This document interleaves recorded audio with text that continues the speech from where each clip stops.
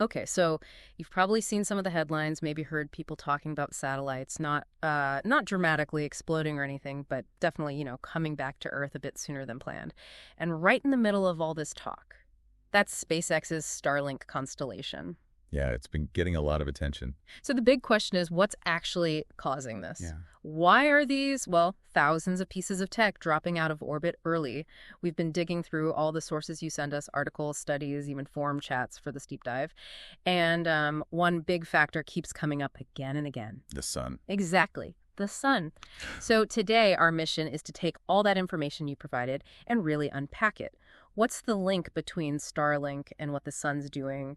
What do these sources tell us about, like the sheer number of satellites affected? What are the risks? And what's being done about it?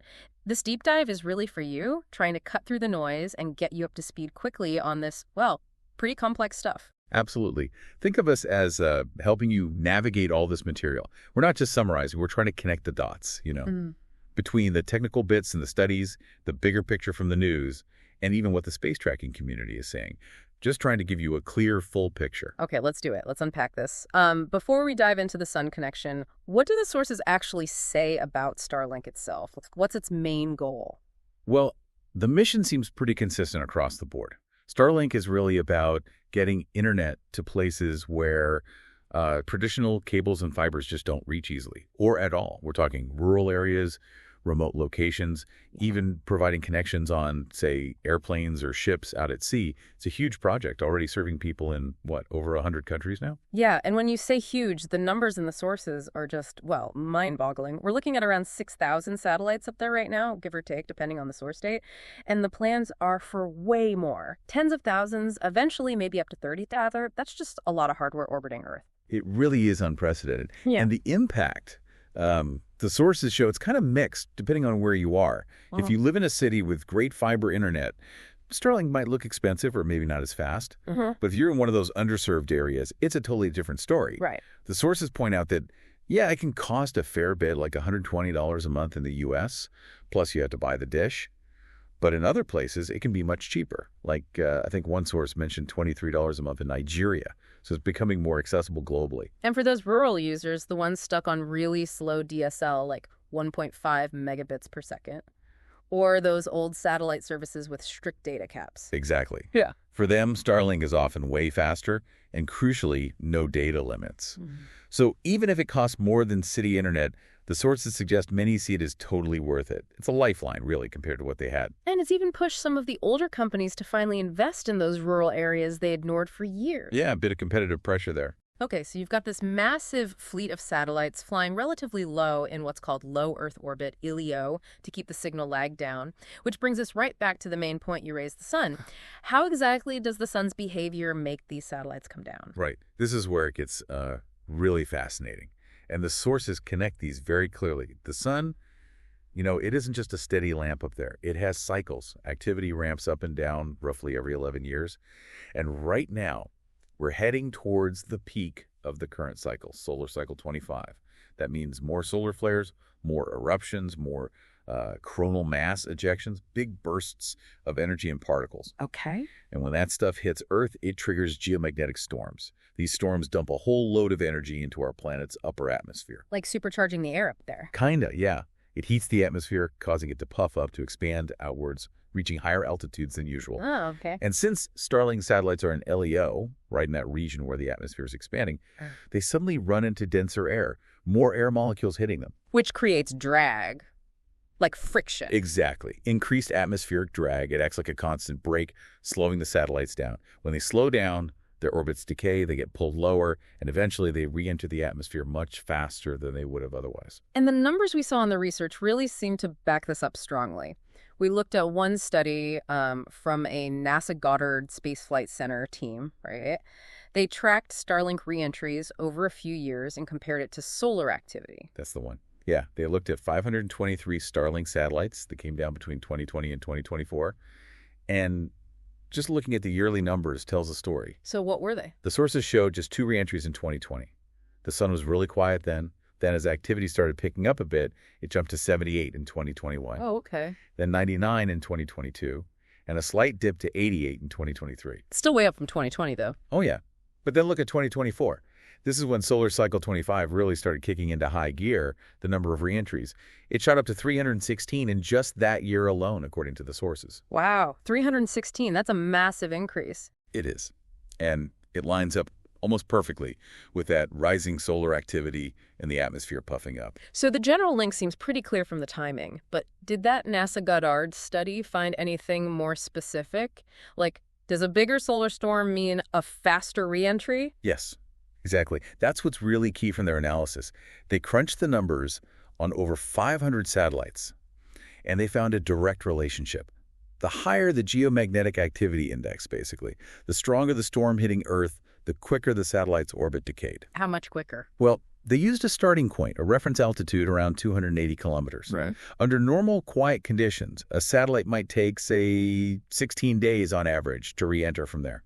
But during moderate storms, that average dropped to about 12 days. Okay, noticeable. And during severe storms, it plummeted. The average re-entry time was just 7 days. Wow, less than half the time. Yeah, pretty dramatic. And we saw a real-world case of this just recently during that big storm in May 2024. Some called it the Gannon storm. I remember hearing about that one. Very strong auroras. Very strong. The sources single out one satellite, Starlink 2601. It was at 276 kilometers. It decayed all the way down to 100 kilometers, basically, the point of no return in just 1.86 days. Under 2 days. Yep. The study estimated that was about 11 days faster than standard models would predict without that extreme solar storm factored in. That storm was severe. The index they use just hit negative 412 nanoteslas, which is very significant. And wasn't there another incident earlier, too? Back in 2022? Yes, the February 2022 event. That got a lot of press. Nearly 40 satellites from one launch were lost pretty much right away.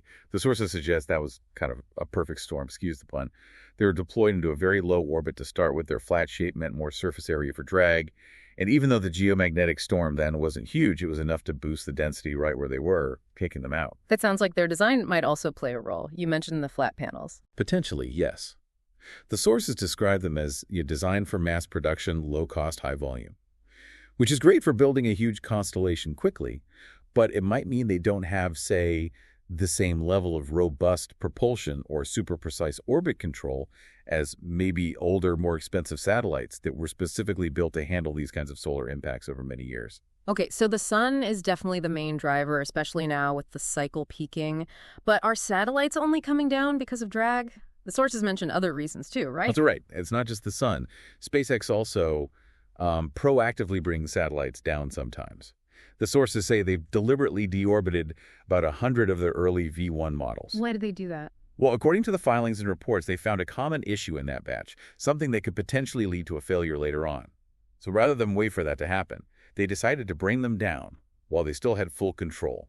That way, they could do a controlled deorbit burn, die them down safely, instead of risking one failing and becoming uncontrollable space junk. That makes sense. Safer to do it under control. Much safer. Did the sources, like those FCC filings you mentioned, detail what kinds of actual technical failures can happen on these satellites, aside from just drag? Yeah, they listed a few types.